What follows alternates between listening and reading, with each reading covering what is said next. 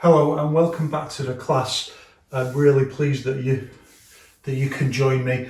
Over the past few lessons, well really all through the lessons so far, we've been building a set of skills and also we've been building a set of conceptual tools that are in many ways like kind of gateway tools that they all escalate into really interesting further iterations, variations, and also unfold philosophically in a lot of really interesting areas. As interesting as that is, at the end of the day, it's also still got to be primarily practical martial arts. So a lot of those ideas that we've been talking about, we now want to start knitting them together and thinking about, well, how do they come together in the paradigm of each one? How do they, if it's all like Lego blocks knitting together, how do they knit together now? So we're going to continue on with our concept of postural expansion that we looked at in either the last video or the video before that, or quite recently. And we're going to link that into all of our other ideas now that we've looked at, including, for example, the flat-footed routing and the hit and stop configurations, the lock point, setting postures, continuous attack, hit and flow, and really all the and Farley and all the ideas that we've looked at before. But we're going to contextualize them all by looking at this idea of postural expansion and thinking about and demonstrating some exercises that you can follow along with, that you can practice at home. And let's begin straight away without too much talk and think about our basic. We've got our basic stance like this. We've also talked about that. Some of the things I want to say about that, but I'll resist and get straight into it. And we want to think about, we talked about this idea of postural expansion and different dimensions to it. So one, we talked about the idea that very often in Xing Yiquan, it's very, very narrow inline postures and you could catch a bug under your armpit. Whereas in each one, it changes into this postural, bigger postural movement like this. I think it's very much one of the things that comes from Bagua, this opening of the posture like that. This kind of posture that you see in Bagua, the opening of the armpit. So that kind of missing link of, well, where does postural expansion come from? What's the idea here? And remember, Wang Xiangjai was thinking very, very carefully about the elements of Wushu and how they link together and how we find the doctrine of the mean between them. So I don't know exactly for sure, but I think that's very likely to be the missing link when we think about, well, why did we go from these very narrow, where you could catch a bug under your arm, kind of Xing Yiquan postures? Why did we go into these wider and use this postural expansion and this concept of postural expansion that comes from Bagua? And very soon I'll also talk about some of the things that come from White Crane, from Southern White Crane, which is quite interesting. Postural expansion is like everything else in each one. It's an escalating concept. It goes from a basic and then it's what we call escalating basics, that what we think of as a basic continues to grow from that basic core concept into multiple different, more sophisticated iterations. So one way of thinking about postural expansion is either as a static postural expansion or as a dynamic postural expansion. But within each one, even our static postural expansion usually isn't all that static. So by that we can mean things like when we do a push like that, and see how the body opens up into the wider expanded posture like this. And remember, we talked about the idea of this postural expansion being overdetermined. There's multiple different things and reasons why we do it and why it develops or it's added into the emerging concepts of each one. Particularly, I think, as I say, added in from Bagua. But another really important aspect of this, and again, it talks to this idea of sticking your elbows out. Not that we always do in each one, because there's so many different kinds of postures. It's not about sticking the elbows out. It's about these triangular formations that are springy, that then allow us to get the right kind of consistency and the right division between like storing force, releasing force, being defensive, being attacking, having this kind of springy way of moving that we feel throughout the whole body that we've talked about before. Again, it's one of the key ideas that we've talked about. But it's why you will see, for example, less of this. You can still have it this way, like in Xing Yiquan, like you can still have it this way, but it's not quite the same. This allows you to get like that. But once we expand our paradigm a little bit, there's no reason why we can't do it in multiple different ways depending on different kinds of tasks. And one of the ideas here is that it's about how you think about expanding the paradigm. And in retrospect, it seems really, really simple. I'm aware I'm actually going on with myself now when I said I wasn't going to, but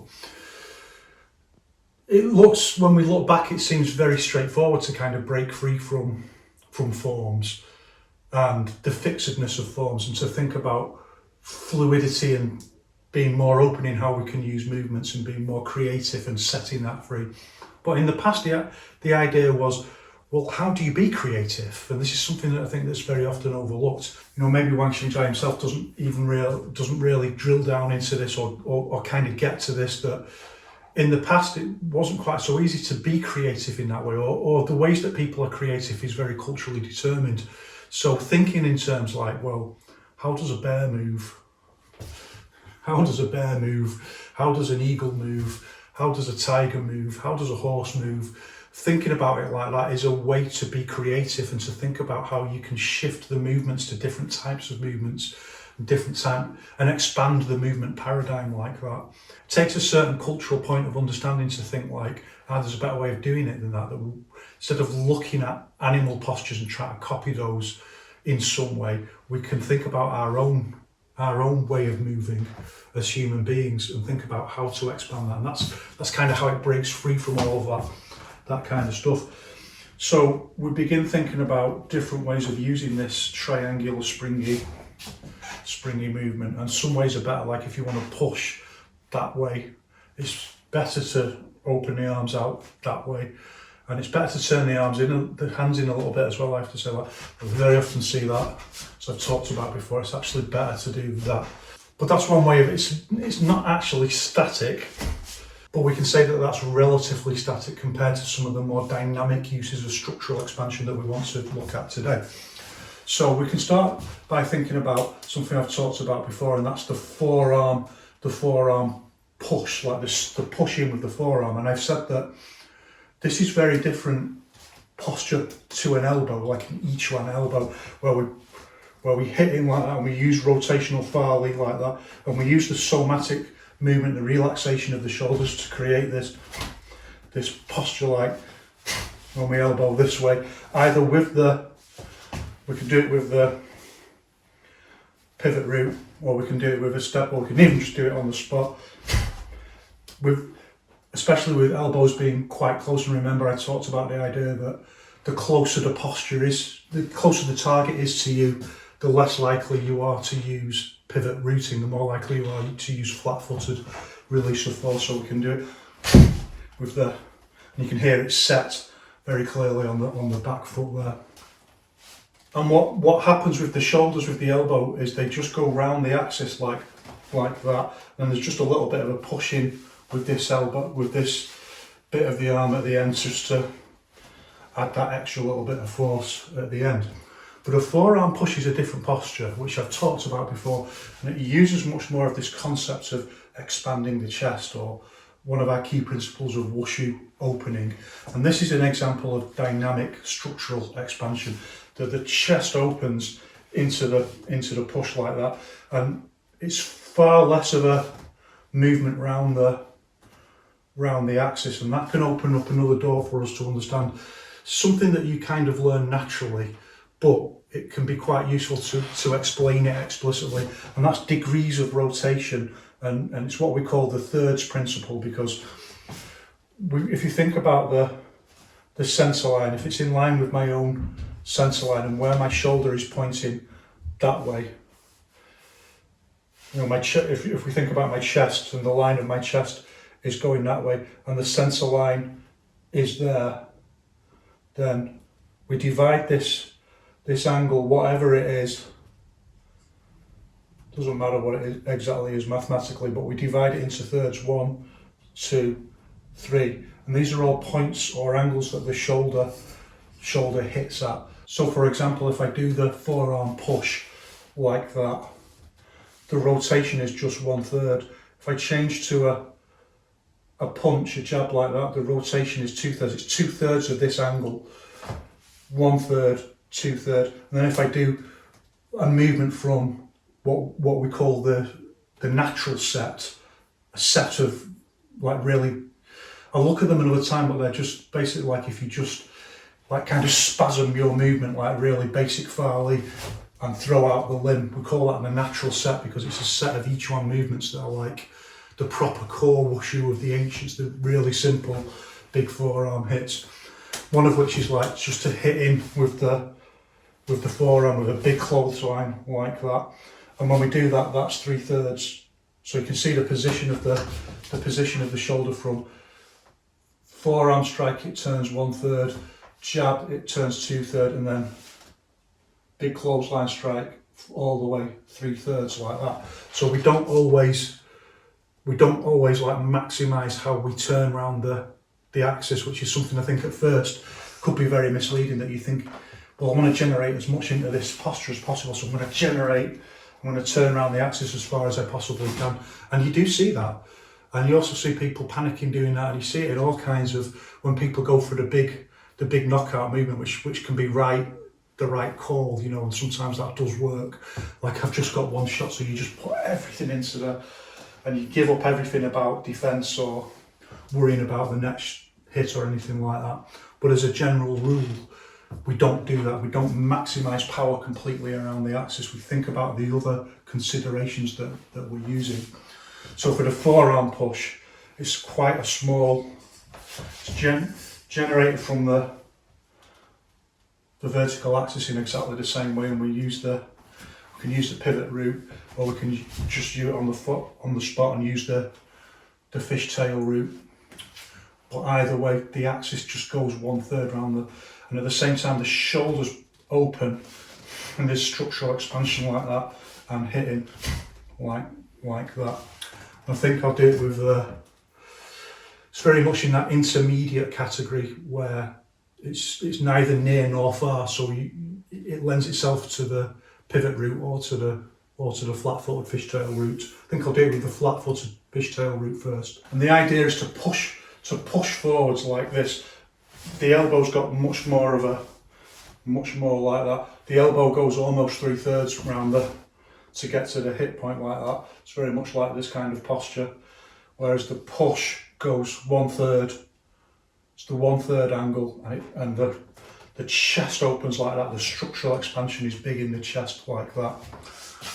And we want to do it to the hit and stop today, as we'll see why in a minute. So like that, and we just expand like that into the posture. And everything expands. With the fishtail route, one of the things the fishtail route does also is create structural expansion between the legs. See, they go like out a little bit like that, so the whole thing opens, the whole body structurally expands into like an explosion. And this is the idea that a bit later on in Yiquan, people started talking about the idea of like being like a nuclear explosion, like just go like that into the posture. So like that. And we hit out with the forearm. It's a very small movement, and you'll see yourself when you come to do it on the bag. Actually, you can generate like a significant amount of force with it, but usually we want to use some compensatory power with a step. And again, we use it uses this kind of seeking step, which also comes from Bagua. You don't always see it, but in good Bagua, you always see the like that.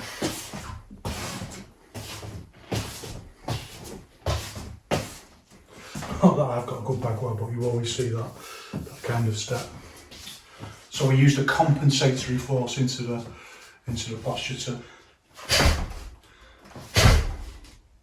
like that. Again, to get this posture, you can practice just very light, like,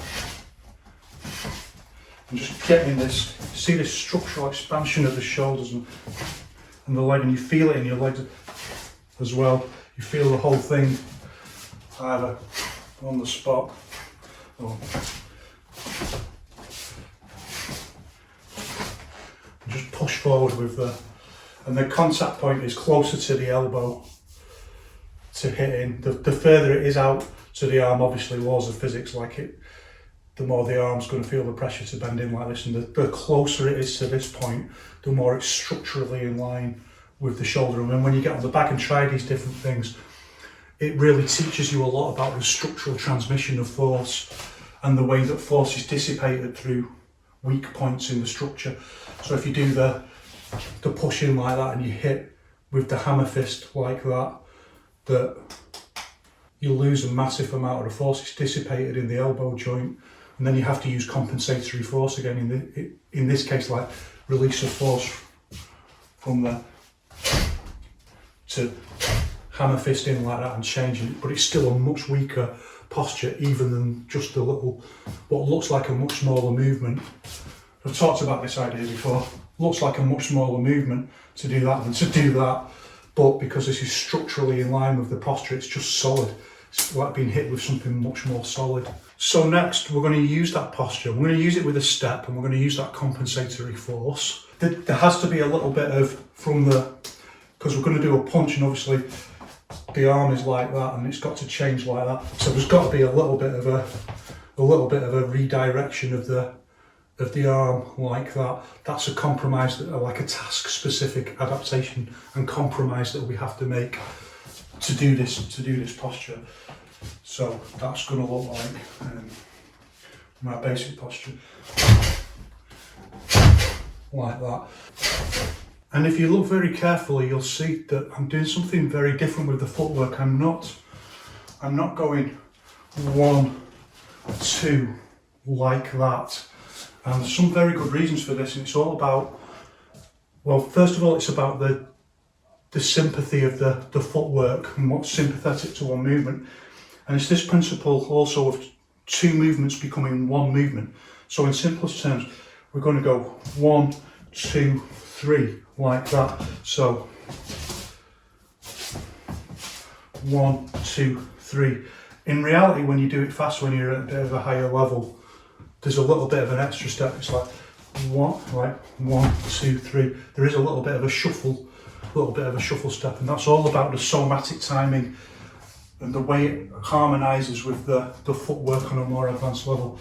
So look again, if I do it a bit slower, like that. Everything moving forwards into the attack, like that. And you can see it makes much more sense just to follow on with rather than going 1, 2 like that is obviously much slower than going 1 like that. So, and you can see that this really important principle that every little kind of individual thing really is quite simple. It's knitting them together into the overall thing that's quite complex. Or I shouldn't say complexity, it's the overall skill set. So again, look again. Well, I'll try and do it with just a seeking step on it. So like 2 seeking steps, 1, 2, and I'll just show you that it's slower to do it like that. So I'll try and do it as fast as I can, and compare that with, that's much faster, just getting that little shuffle in there. And for now, all you need is 1, 2 like that. So instead of 1, 2, 1, 2 like that, makes perfect sense. So again, a couple more times we go, and again we can do it from just dead stop. So this is a really good training exercise for everything. Dead stop, like we're just doing standing, and then into the movement, like that. Or I'll do it the other way, just like we were looking at before, just bringing in, looking at a couple of lessons ago, just bringing in more movement, face, then going in for the movement, like that. So that way of doing it, we use our somatic timing to 1 and bounce into the next posture. There is actually a faster way of doing it, and that's to hit and flow into the same thing. Remember, I talked about this idea from Tai Chi, where you practice up to the lock point and then flow into the posture like that, which you see in each one all the time. Like people practicing it in Shili like that. So we can, for example, go 1, 2 straight into the punch. I want you to see it clearly. So we can start eliminating the pull back into the posture like that, into the punch.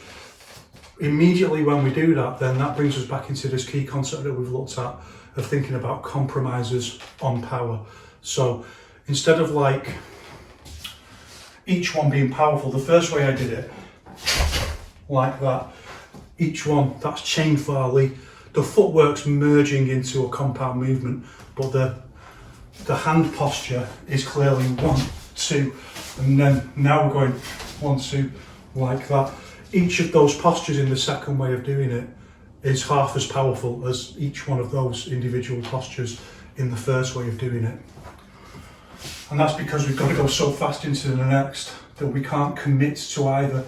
And this is what I talked about, like the principle of the length of the contact point and how much penetration there is at the hit point, that to go into the next one straight away, we've got to change very quickly into the punch like that. And also it's got to just come straight out like that. So if the distance isn't there, it won't even make the target. So I'll do it again. The second way, hit the flow like that. So the power's gone, but the speed is improved.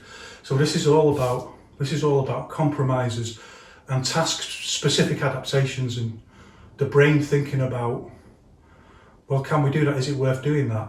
That's also dependent on the reality of the context of the fight, because, for example, with a knife, it can be really worth doing that because it doesn't need that much power to cause damage, whereas the fist does need some power. It's just going to irritate someone if I hit them with that. It's just nothing. It's nothing. Maybe someone who's not used to being punched, it might have some effect, but it might sting a bit, but all the power's gone. So remember when I talked about things within the structural movement paradigm, that they can be right, but not as right as something else in the context of the reality of the fight.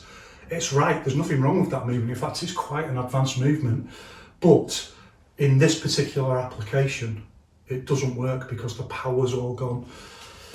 And these are the things that, like I was watching a video of, one of these videos on YouTube, people who are great at their job, and they've developed such a high level skill, their productivity is so high in doing a specific kind of task in a job.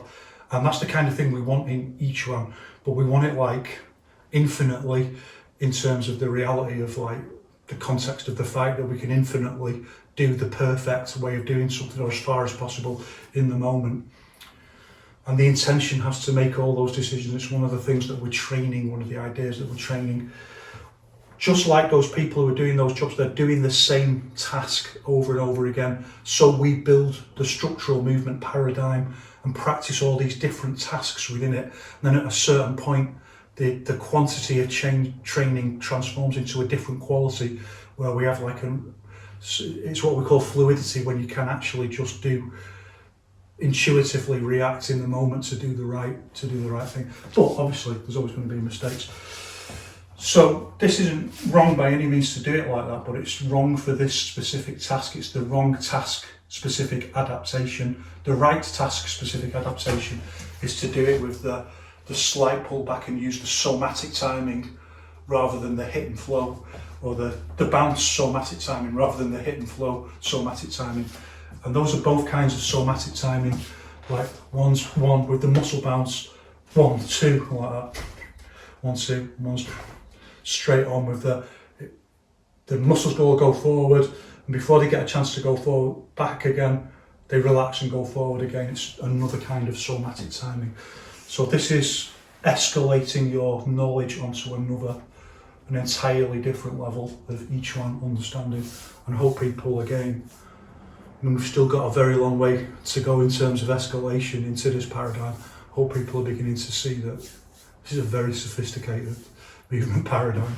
But what if we want to do something else? So what if we want, for example, to go from 1, 2 into the elbow, like that, the chopping down overhand elbow from this push? Then all of a sudden that becomes the right task-specific adaptation. And it also links into this key idea that I've talked about before, that the strength of the hit is very much dependent on the target, and that even just a light poke in the eye can be a really good technique. It doesn't have to be really, really powerful because the eye is such a weak target. If the hit point is hard, like the elbow, and the point that you're hitting is relatively vulnerable, like a cheek or something like that, and the structure is very strong into the elbow strike, then quite a short, sharp movement from the hit and flow category of movements could be quite effective. So we practice that like that into the straight into the, and we start building up the speed. And one of the task specific adaptations there is you might like push against someone and the push might not push them back, but as soon as you feel the contact, you can stay in contact and fulcrum the elbow on the person's body and just come round like that into the hit and flow. And that's a really good example of the, it's not always what we use hit and flow for, but it's a really good example of how you can use it. You can do it on the bag, by the way. You can push into the bag and then just change into the, I practice that kind of thing all the time. So again, try and get it this way. So you hardly see the push, and it's the same principle. You're sacrificing power, so it's nowhere near as powerful as doing it on its own like that. It's about a third as powerful as doing it like that. So you definitely sacrifice power, but this is the task-specific adaptation. And it can be like just a check into the body, and then you change over into the fold over, chopping down elbow. Do it this way. Over like that. And you can see also some other things that I've talked about before. See, I'm doing the back foot. I'm doing the back foot pivot routing. By now you should be able to interpret that and understand. Each one should reveal all secrets. Like, because the movement is so short, and because I'm leaning over my front foot, I don't want to do a front foot pivot routing. In fact, my intention won't let me do that. Just like those people on that video who are really great at their jobs. My intention is really great at its job. It won't let me do that, but it wants more power on the, it knows intuitively this isn't enough and it might not even reach the target. So it just pushes in off the back foot to a back foot leaning pivot route. Of course it's dangerous. Of course you're off balance. Of course you can be pushed. In a fight for your life, and there's the head and you can hit it with your elbow. You've got to go for it. What else are you going to do? Pull back and wait for another chance? No. The intention just drives forward, takes its chance, and sort of. I can get the movement more powerful by using some compensatory power from the step. And look at my foot now. It's fishtailed out from the seeking step. It's fishtailed out into this kind of route, which is also structurally sympathetic with the back foot pivot route like that, and the lean in, and everything goes for the full maximised power, body weight, Farley, solidity of structure. Everything goes into the movement, the finishing movement. Push and hit. It becomes a compound movement. You can't even see it. It blurs together like that. When it comes to do some stuff, showing stuff on the bag, then you can see you practice it hitting the bag and then push, check and then hit. And this could be checking anything, so it doesn't even matter. It could be the arm as they move in, and then you change into the elbow like that. Either way, the initial movement begins with this structural expansion. This very dynamic structural expansion that creates a lot of the force. And we can try some different things from using this. I'll do on the spot with front pivot route, and we'll go like that, and we'll change. You see, like one of the things with the front pivot route is it leans you back like that. It's one of the reasons why it's over-determined, that it just pulls you out of the danger zone a little bit.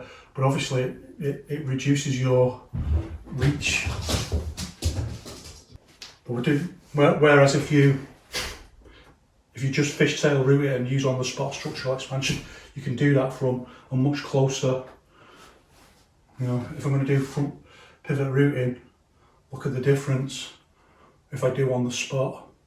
And here you can really almost go into like horse dance with the posture. So again, these are task specific variations. So we'll do front pivot root like that, just to show how that works. And one of the things you can see straight away, just like with the fishtail rooting, is that pivot rooting is also structural expansion. That look, it expands the, even though it's like weighted on one side, it's single weighted like that, it's still structural expansion, all the energy of the body expanding out. And this is this key idea that in the not too distant past, people talked about being like a nuclear explosion, everything just like that. And we go, and then we use our complementary rooting to go from here into the cross like that. And you can see the structural expansion of the cross. It's not like that. We've talked about the reasons for that before. And this, by the way, is one of the best things to do on the bag. We'll do it with the compensatory force, just stepping in the cross. Once you get the bag moving, then you hit it again and again. Talked about that idea. It's it's magnification of the effect. It doesn't magnify the force, it magnifies the force effect.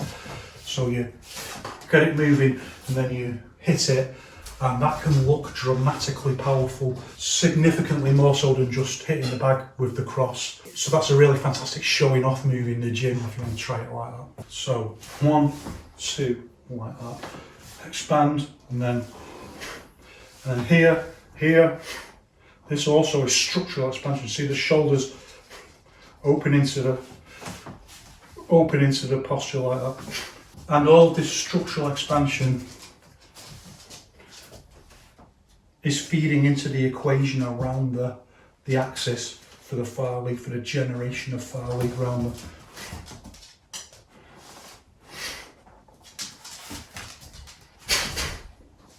So that's using chain Farley rather than our somatic time.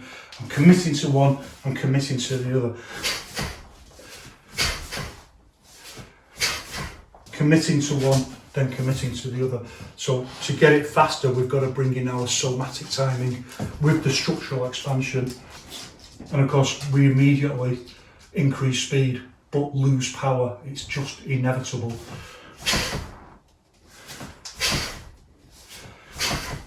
Then everything's about this game of trying to maximise power. If we've got to sacrifice one thing, how can we somehow compensate for it? So it's part of the overdetermination of the pivot root that we can use the complementary rooting to get the movement in the hips like that.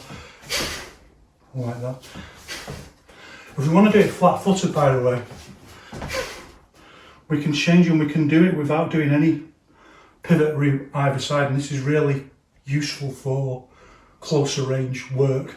And what we do then is we just change it into everything's pretty much in the quad like that, and we go like that, and we use this much shorter, and the shorter it is, the more we bring the posture up into the shoulders, into the structural expansion of the shoulders like this, creating the solidity of the structure so that we can transmit force. So we don't want to go like that, doesn't do it. So this begins to tell us something about Yourself Yiquan, that this dissipates all the force in the wrist, in the elbow, all the force pushing back like that.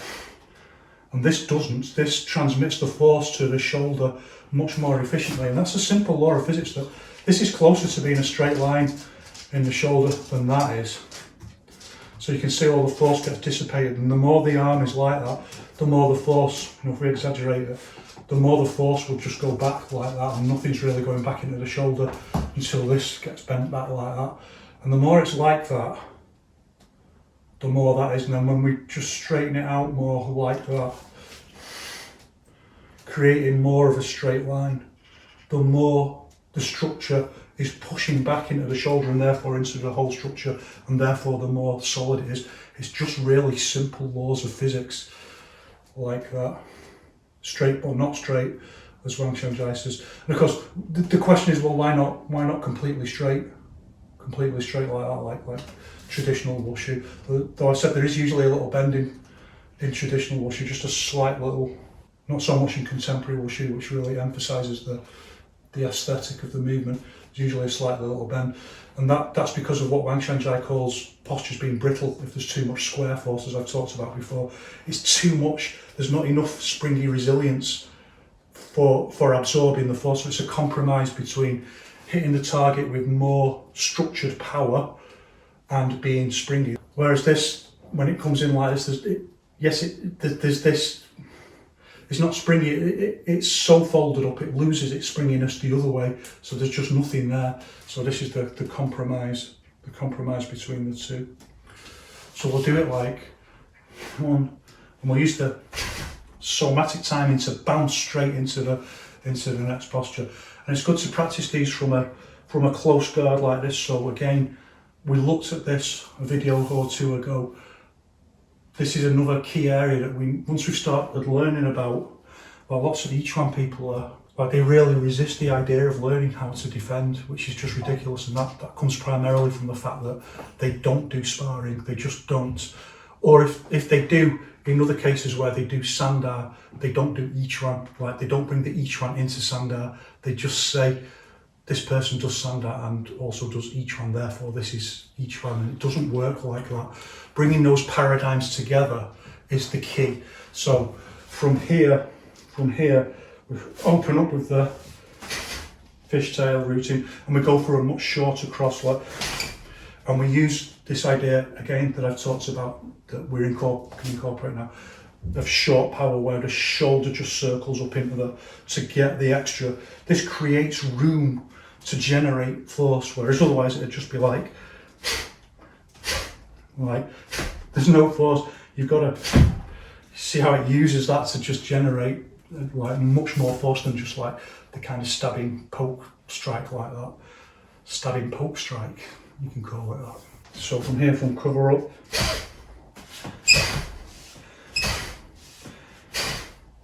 one, two, and you time the movement like 1, 2, so it becomes one movement like that. 1, 2, see the movement. Still going for a little bit of a pivot route on the back. My intention is making that decision that it's more powerful to do that. So even if I consciously say I want to do it flat-footed, my intention is like, there'd have to be something there preventing me from doing it. There'd have to be someone stood on my foot, or my foot's in a trap or something, set by a ninja, for my intention to give up on that, because it knows that's the way to generate more force from this posture. That's the key thing you want to develop. The intuitive art of Taolu, the configuration. It's what Wang Shanzhai calls it, Taolu, forming a configuration intuitively. This is the true Wushu of the ancients, in principle anyway. Getting it a bit flat forward now. Like that. See? One. See the movement come. Oh mate, that went wrong, didn't it? Oh dear. Just serve you right, the ninja attacking wrong. If you're going to attack, do it properly. It's just like Wushu. Don't come at me saying you want to do push hands. Let's get the gloves on.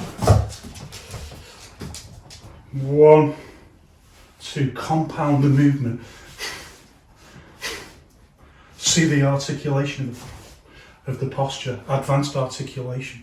This is what we mean by, like when people say, oh, whole body moves as one, and then they go,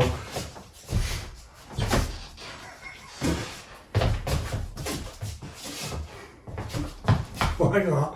And you see people doing that, and you see like, they'll get like 500 likes, and just like, I don't know what's going on.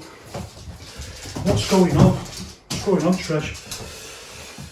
People don't want the real thing. Compound the movement. Separate parts of the body moving separately and integrate into a whole. That's the contradictory method of the art of Taolu. 1, 2, 1, 2, like that. So, go. 1, 2. 2, like that, using short power. Shoot again, a couple of times. Do the step.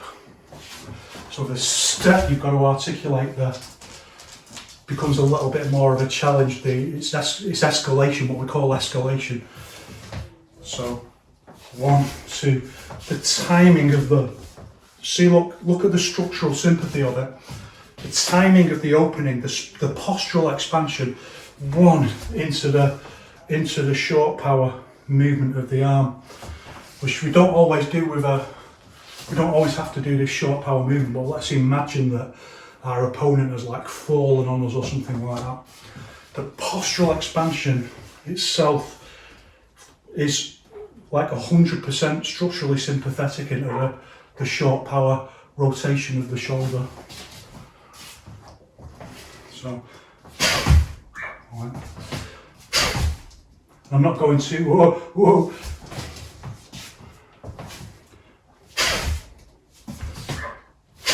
See, I'm not going too far with the cross, I can go much further.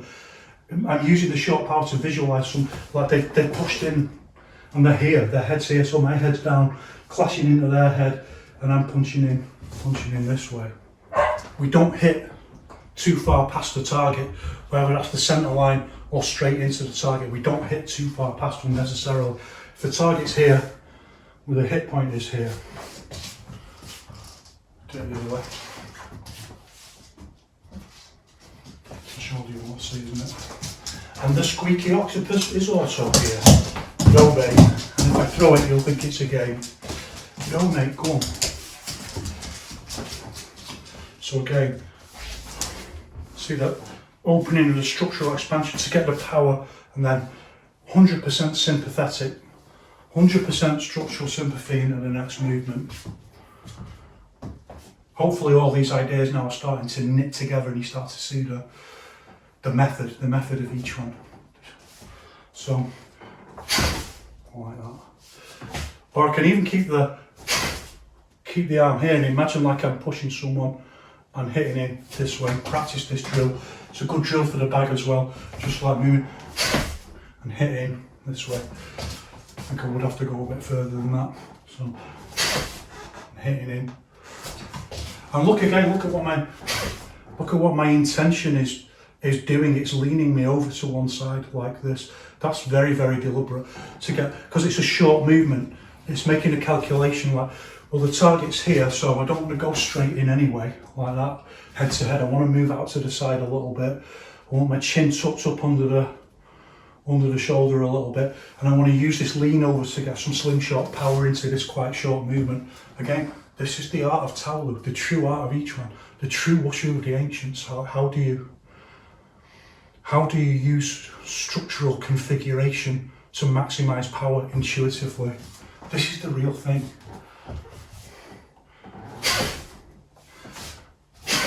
Like that. Like that. It didn't come to me in a dream from the song Emperor. Proceed via intuition. You know, it's all in there. 90% of the adaptation, I mean, that can't be taught anyway. That's something that develops it. You know, your ability of your intuition. No one can teach you to have intuitive ability. That's something that develops by definition. Now let's change the posture that we're using and a different kind of structural expansion, but the same posture but from the backhand. Like this. And remember I talked about the idea, usually, particularly for the basic version of this, we always think about hitting out on an angle first like that. It's very useful for pushing out that way. This postural expansion, you can see here very clearly, it's get out of the bin. Wait. Were you in that bin? No bin routing. It's a very good example of oppositional force. This way. And look at the screwing force on there. Which is something we haven't talked about yet, but all of these postures have screwing force in them as well. Look at the way the body is turning into the screwing into the to help generate power. Everything's about like wringing out as much power as you possibly can, like wringing out a cloth. And then the structural expansion itself, this is going this way, but this is the hit point, so it's oppositional. And we pretty much always use the back pivot root for this. You can, if you do it very, very close range, we use the flat-footed root like this, but for the big posture, it's always pivot root like that, because when the arm goes out, it just puts an odd strain on the leg that makes you want to turn the foot. And if you don't use the pivot root, you go over like that on a weird angle, so you just support it like that. We can do it from the flat, we can do it from the close range first, and you can practice these very close, like with your arms in like this as a reference point. What in Jeet Kune Do they call a reference point, so we know it's like an artificial point, but it's just it's isolating a specific skill to train it. We can fishtail the back root out. The posture very much sets on the front foot, so if I emphasize it like that, you can hear how it sets on the front foot, and that's because all of these setting points really are all about the oppositional forces. Like if I was going to push something, I want to push that way against it like that into and this is the root, or this kind of faddy idea of a kinetic chain that's kind of become popular. I said before, it's quite a problematic idea, but it's useful heuristically as a kind of guide idea, that the structure kind of pushes against this point, so you can feel like the structure itself, the tensegrity in the system, to use that architectural term, is all strained against that posture. So that very much stays flat. It just comes up and then sets into the root, but just within the shoe like that. And this is the one that fishtails out to allow you to generate more force on the posture. So like that. And we just structurally expand like that. So the posture expand like that. And what shall we do from that? We'll go for the elbow like that. And there's some interesting things happening with the root here, that the root is staying flat like that, and it's just fishtailing again. So it's fishtailing 1, 2 like that, rather than coming up like that, because it's so close range. And also my intent knows that if I pivot root, it'll take me too far past the target like that. Whereas if I see the difference, if my target is very close and I want to hit in here, if I pivot root, it's too far past like that. But if I pivot root close, I'm right over my pivot root, so it's really, really structurally weak. Okay, this is the art of Tao. This is the true art, to be able to intuitively form these configurations in the absolutely correct manner. You see this, you know, this is so far beyond what most people, not all, but what most people are teaching in each one. This is so far beyond that. It's like, sometimes I think, what's happened in the teaching? Where has it gone? Like, where's the actual stuff gone? Where's the content gone? That it's just been replaced by standing and push hands. I don't get it. Anyway, there's always a reason.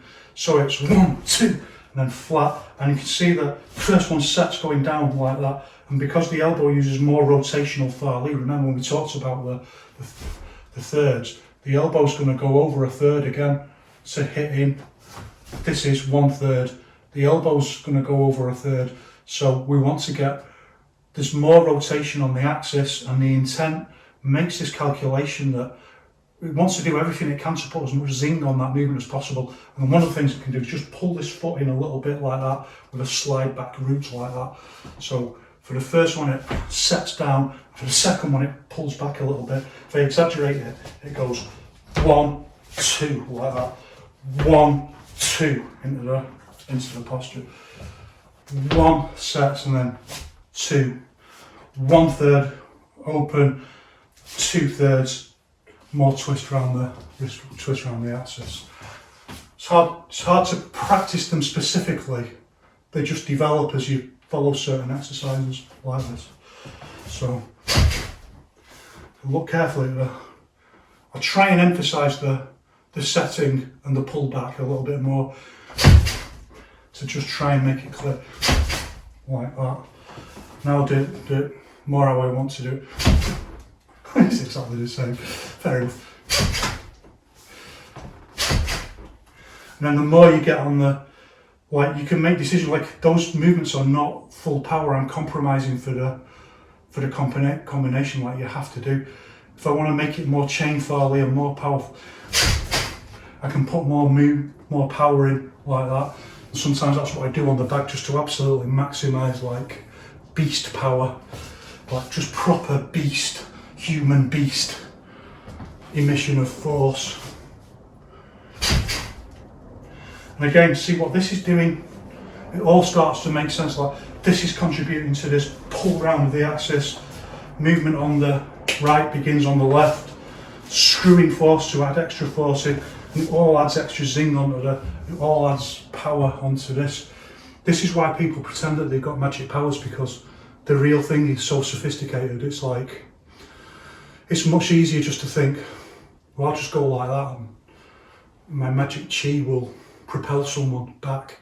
In which case you don't need any techniques, you don't need to do any training. You just need to develop your magic power. Why do you even need to touch them? You know, just use your Jedi. This is why they pretend, because this is the real thing, and it takes real commitment to standing, not just talking about it like a lot of people, and real commitment to integrating that into your training. So, do it the other way. So again, say from a reference point like this, so we've been pushed in like this, and see this arm is trying to do this movement, but it's curtailed here because the movement is so small. The principle is there, of doing it like that, but we've shrunk it right down into this micro curtailed version. Someone's right next to you, so you can only just get this bit of force on like that, like that. You can hear straight away, front foot is changed, so the front foot is setting the posture this way, and then into the posture.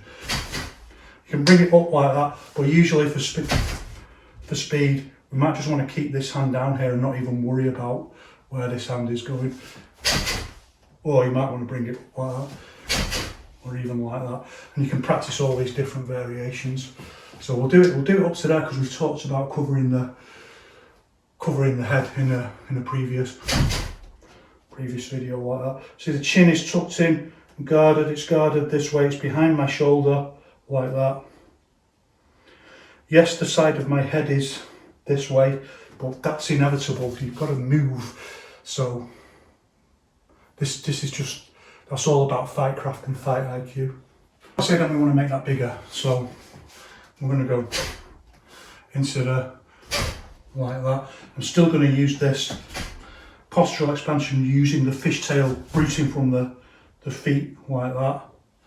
And then let's just see what my intent decides to do. Sometimes I can't even visualize it because it's on another level. It's not conscious like my consciousness can't, apart from the most obvious fixed postures that we practice, when it comes to more complex movements, my consciousness can't hold all the calculations in mind of what it needs to do to maximize power. That happens on an intuitive level, not innate. I wasn't born with it, it's trained, but it's intuitive. At a certain point of training, it becomes subsumed into a different part of consciousness and it becomes intuitive. So let's see what it does. Yeah, it goes through the pivot route to the back foot to maximise power. I didn't make that decision. Not me, the conscious me. Intent me made that decision to do that then, which is quite interesting. I've never done like that. See, all of this is trying to get as much zing onto the elbow as possible. Like that, into the elbow. Do one the other way. See, straight up into the pivot root to get the posture. So we can use our complementary routing to go back into another posture. We know we don't want to just stop at the hit and stop point. Remember, that's just part of our structural paradigm, because that's how we build combinations to do things like that. We build our combinations like that. So let's say I want to do more of the hit and flow rather than the bounce somatic timing. So I want to do hit and flow. Let's see what my intent will do. Like that. Keeps the back foot flat. Like that. That's not a conscious decision by me, that's my intent in action. That's intuitive ability, making that decision. Let's think about why it's doing that. If I try and deliberately do it, with the pivot root, it doesn't set the posture, it just goes, it doesn't root the posture, it just goes, I can feel it happening. It's just going one, like that. Everything's with the pivot root. It's too fast for the rooting, so my intent has changed it to the flat footed rooting, which doesn't matter how fast the posture is, because the foot is just flat and the posture itself can just drag the root round into it to set it. So if I go, if I try and do it 1, 2, you could do it quarter rooting like that, but again that's bounce somatic timing, you can see it straight away. Like that, 1, 2, whereas we want faster. Hit and then straight in. Yeah, keeps the back foot flat. Keeps the back foot flat to get the speed, compromise between speed and power into the, and relies on the solidity of the structure. A little bit of lean over to get some slingshot power into it. This is the intuitive art of the configuration. My intent is making those decisions.